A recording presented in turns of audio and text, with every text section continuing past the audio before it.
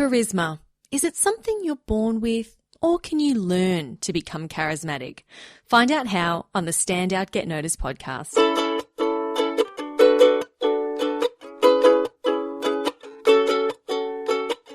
Hi there, Rockstar, and welcome to episode 291 of Standout Get Noticed. I'm Christina Canters, communication skills trainer, speaker, and MC.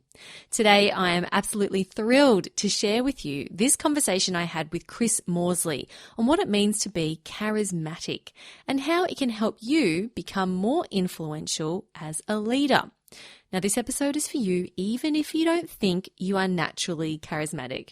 Chris is an executive coach who works with people from large multinational companies, Olympic athletes and public figures on how to increase charisma and command attention. Chris was also a very successful professional actor for 10 years, which is why I wanted to also grill him on the skills we can learn from actors to make us better presenters on stage. Show notes will be at thecmethod.com/291. Enjoy this one with Chris Morsley. Acting for me is a fairly deep thing. If you think of method in terms of acting, what you're doing when you play a character is you're actually finding that character in yourself. And this points to something I really want to talk about at some point today, is that there is a kind of unlimited potential within you. And that's why we can play all these characters, because we can be any of them, you know, depending on what we choose to do in our lives. So there's also that access to emotion. So you've got storytelling, you've got the physical and vocal aspect of having presence and charisma or whatever it might be.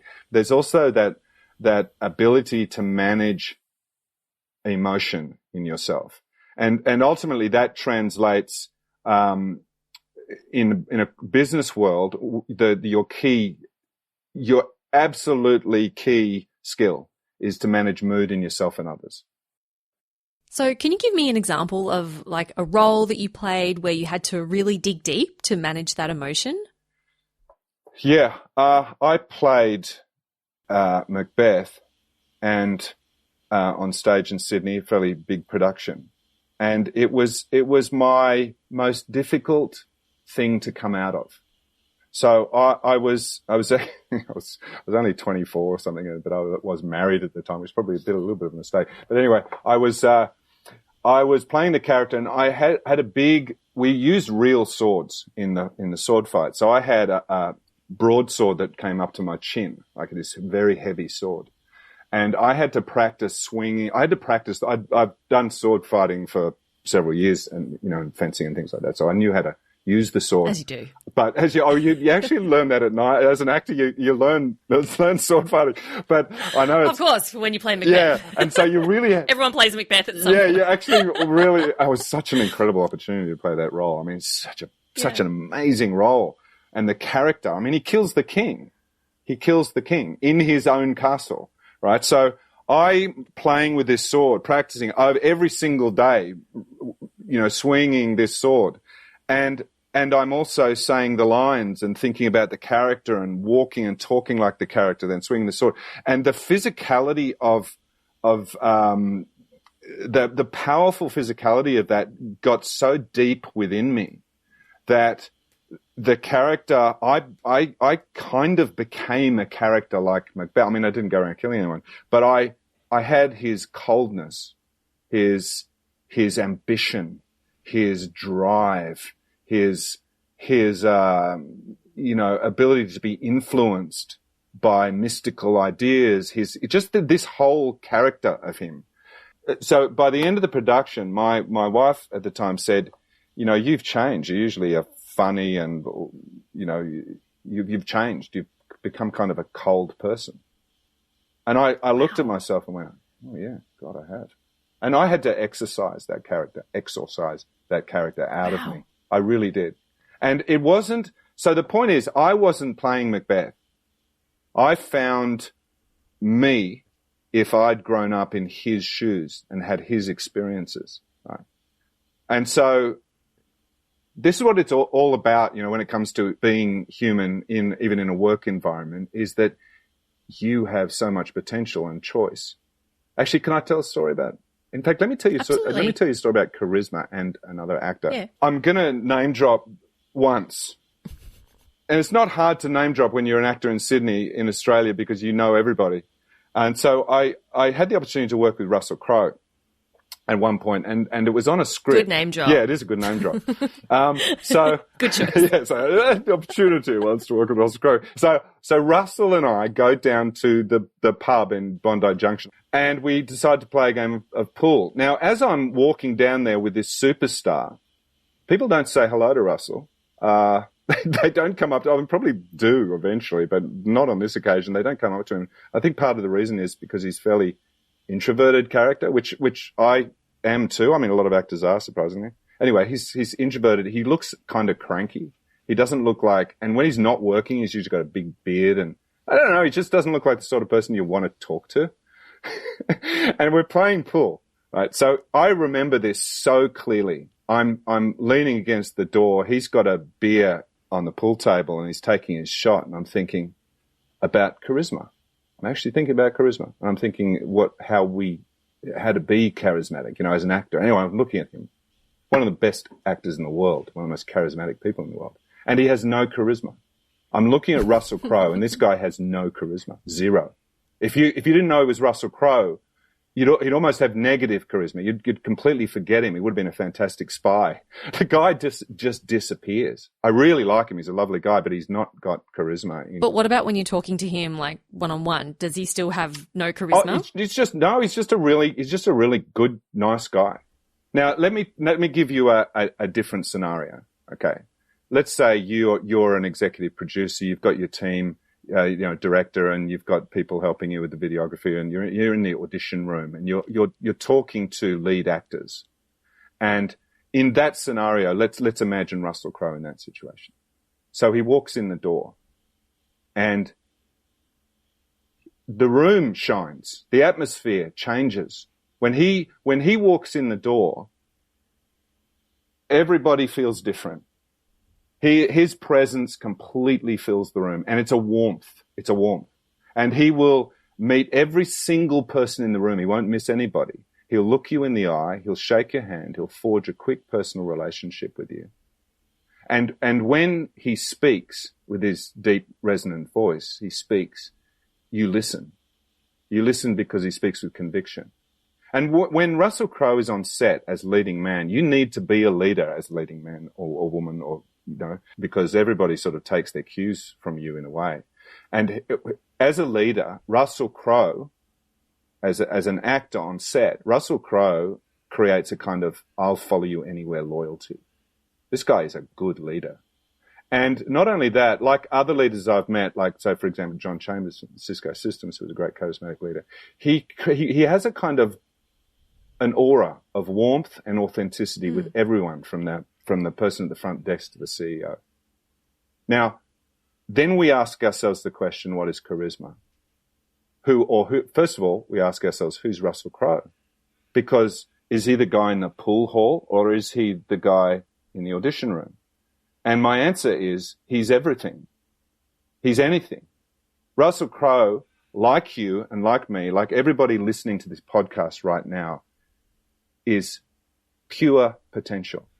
And I don't mean that in a mystical way. I mean that in an incredibly practical way. You can choose every step you take in life. You can choose every single step, how hard you step, how strongly you step, which direction you step, what emotion you have when you take that step. You are choice. So ultimately, if there's one big insight that I've found from being a coach and coaching people who are not actors, people from all walks of life, is that charisma is not a gift. Charisma is a choice. It's a choice. And we can all choose to be charismatic. It's not necessarily an easy choice, but it's a choice. Would you see it as a skill that you can learn?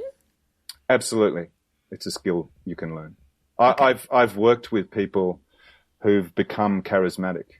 And I'm not going to tell you now that I just, I meet a person and they go from zero to hero, every single time, because you and I both know as a coach, you're working with people who really want to change, you have a sense of humility and willingness to take direction and learn, a willingness to look foolish. They will learn hugely.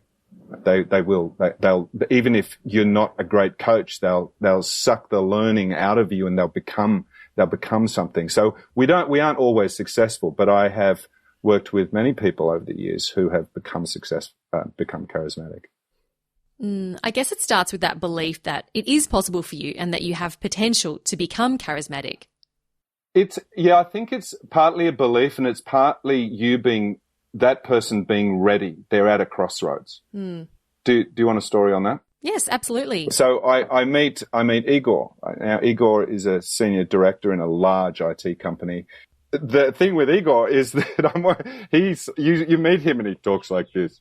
He's actually sort of got a Germanic background and he actually talks exactly like the Terminator. If you're a partner in the business and you asked him a question that he couldn't answer, he'd say, "I'll be back." I wouldn't be surprised if he'd say it like that. So I meet Igor and I think this guy has no expression on his face. He doesn't move. His hands don't move. When he presents, he's completely wooden and his voice is completely flat. So I start talking, I start thinking, well, where are we going to go? I need to find within him some expression. And so I asked him a little bit about his life, and I find out, I'm by no means a psychologist, but sometimes you do need to find out about a person's life and, where they've been. And he said, I used to be an extrovert. I mean, I used to be like royal, not necessarily an extrovert, really expressive when I was a kid. And then my parents, told me that I had to behave properly. And so he shut down. This guy basically shut down. And he's always felt like he wasn't himself. And so I took him through a process of learning, which is, based on storytelling. And storytelling is we hear a lot about storytelling in terms of the narrative, the Joseph Campbell type thing where you do have the hero's story and that's the narrative of storytelling. But actually storytelling, the real power of storytelling is the emotional journey you take the audience on. So I got him telling lots of stories and telling me stories and learning about storytelling and understanding how to take people on this emotional journey. And the more creative we got, the more he wanted to be creative. It was really, he was ready to open up and become more creative. And so he started transforming over the 9 months we worked. He started transforming until at the end you would not recognize him. It was him, but it was the true him, right? He got his promotion, and it was a great success, and he became this expressive, creative guy.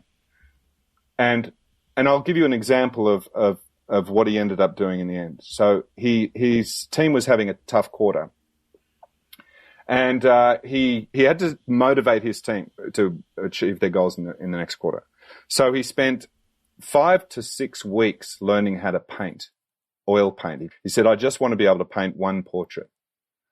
So every day, he was like this madman in his garage. Every day, his wife says, what are you doing? I'm working on my presentation. Actually, what he was doing was painting the same portrait over and over and over again. He had canvases everywhere. For 6 weeks, he was painting this portrait like an obsessive man. Obsessive. So finally, he gets up on stage. There's a few hundred people there. And he starts talking about work. And he says, you turn up to work and you endure it in many ways. It's tough. But every little thing you do makes a difference. Whether you're just enduring work or you're excited about work or you're a huge contributor at work. And all of us are all of those things at all times. But everything you do at work is like a brushstroke on the canvas. And he's got this big canvas on stage and he's got a black paintbrush. And he says, like a brushstroke. And as he talks through this presentation, he's making brushstroke after brushstroke. And there's another brushstroke and there's another brushstroke.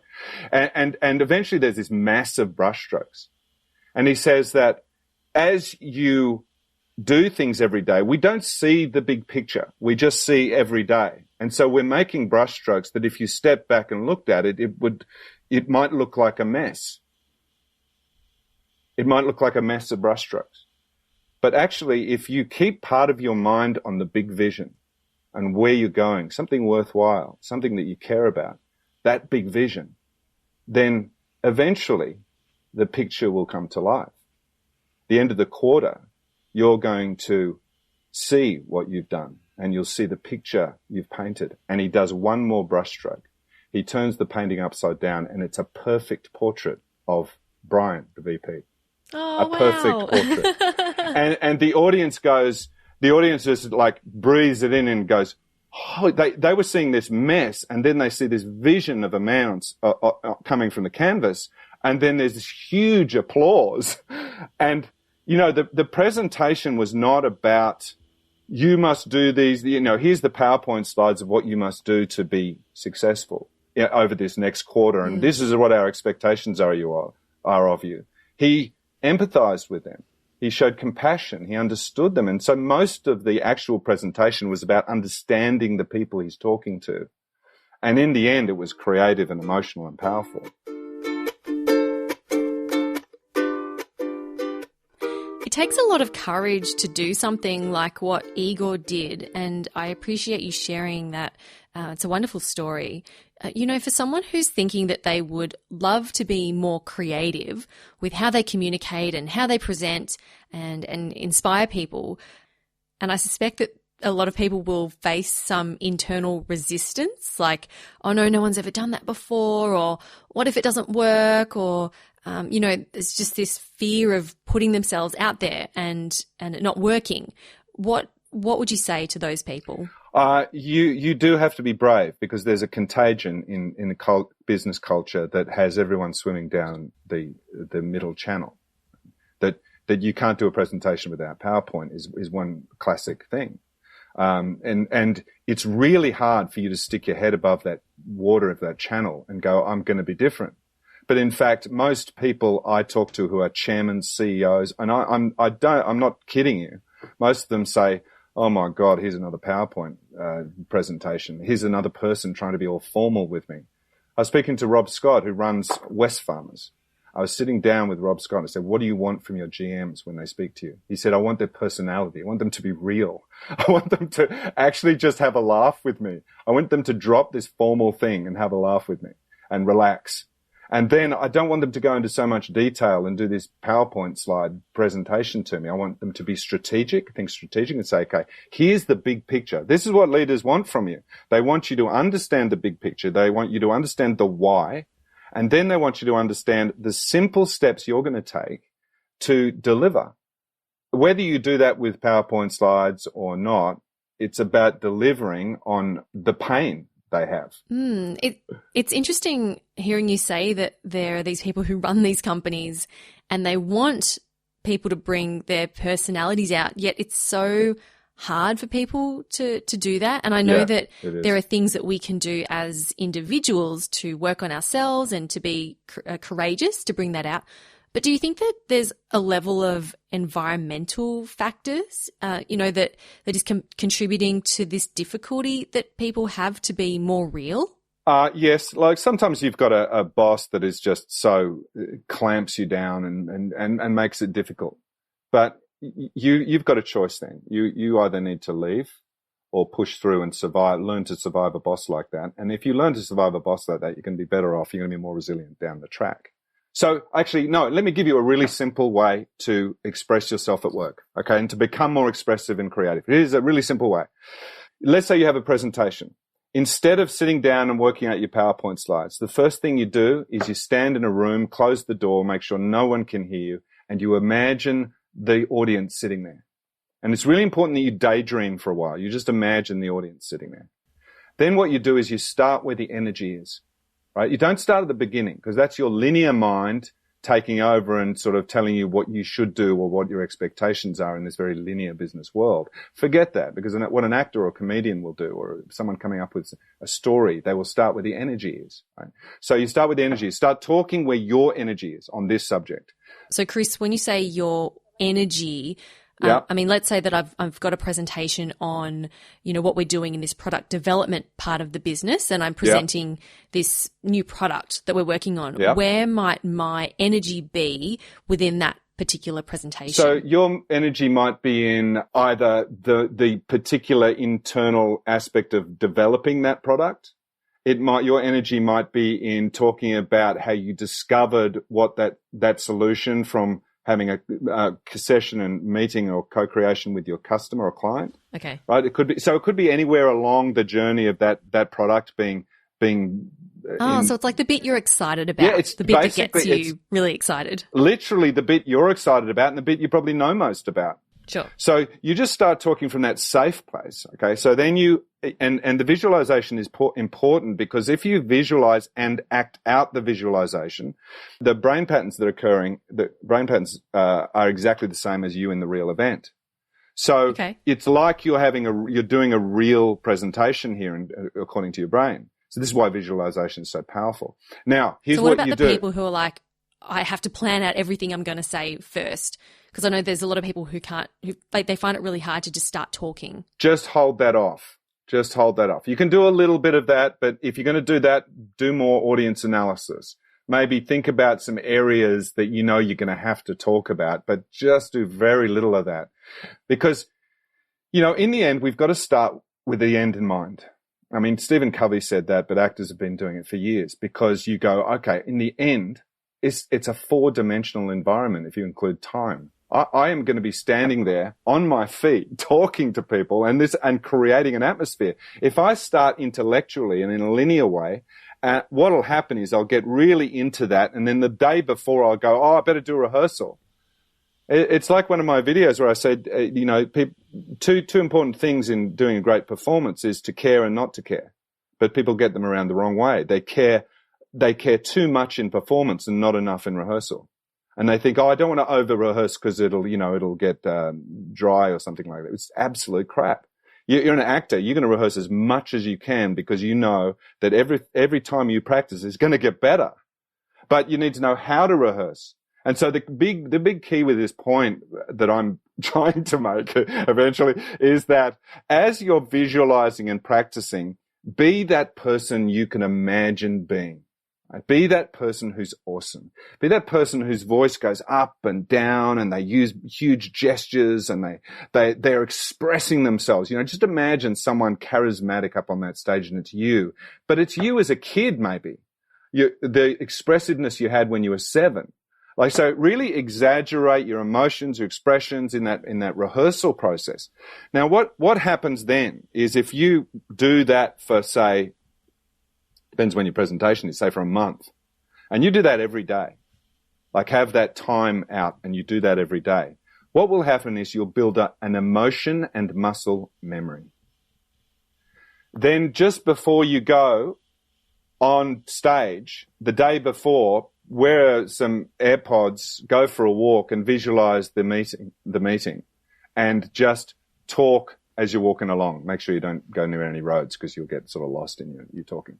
And imagine that thing, and just do it, one more time before you go up there, and so that you get that imagination going.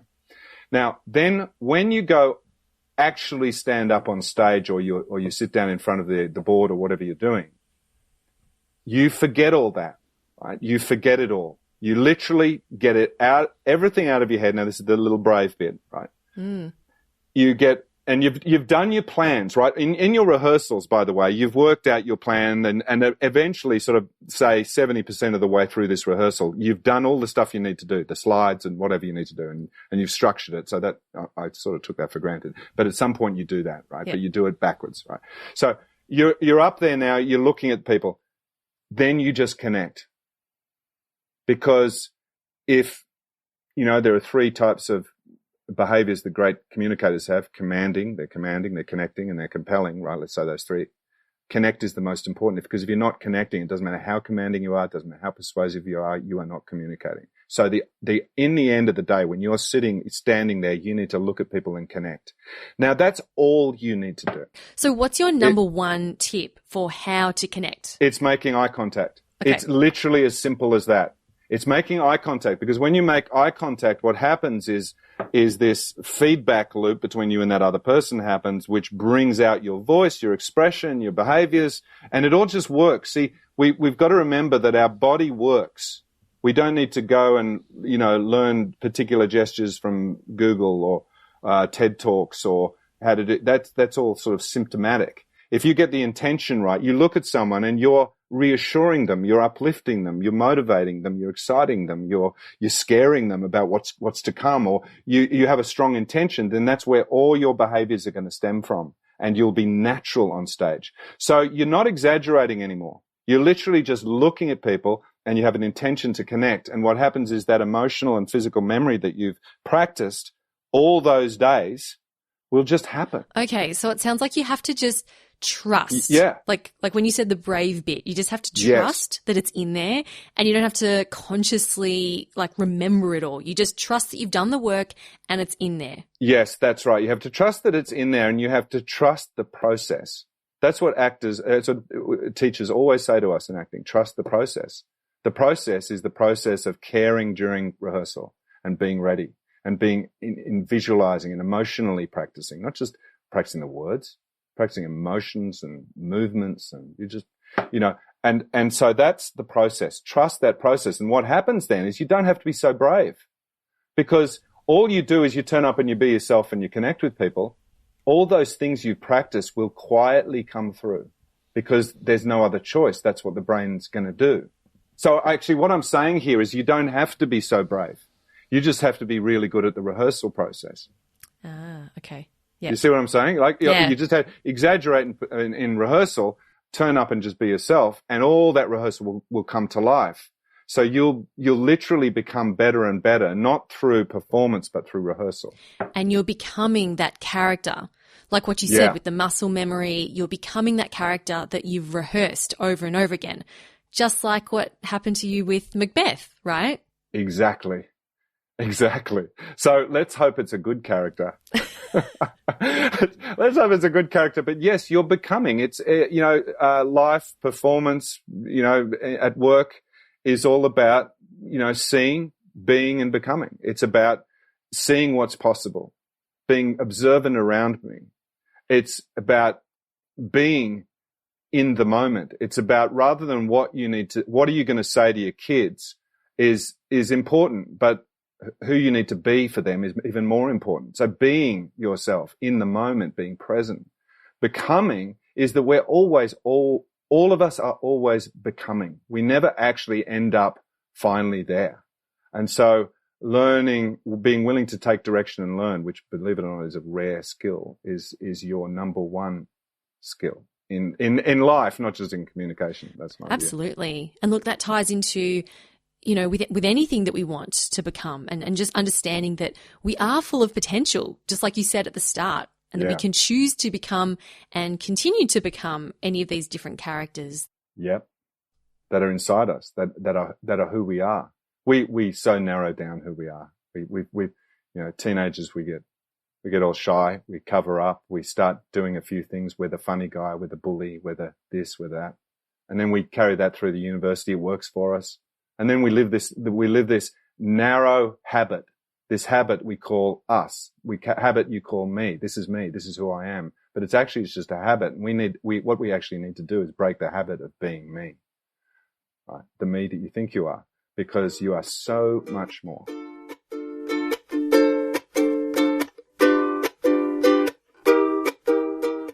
A big thanks to Chris Morsley for sharing his wisdom and insights with us this week. You can follow him on Instagram. He's got awesome videos there with bite-sized insights and tidbits. You can find him at Chris Morsley Exec Coach, and he's also on TikTok at Chris Exec Coach. I will put all the links on where to connect with Chris in the show notes at thecmethod.com/291. If you enjoyed this episode, do share it with a colleague, or maybe your boss if you want to convince them to hire a trainer such as Chris or myself to support you and your team with building powerful communication and leadership skills. Thanks so much for spending some time with me today. Keep on being awesome, and I'll talk to you in 2 weeks' time. I'm Christina Canters, and this has been Stand Out, Get Noticed.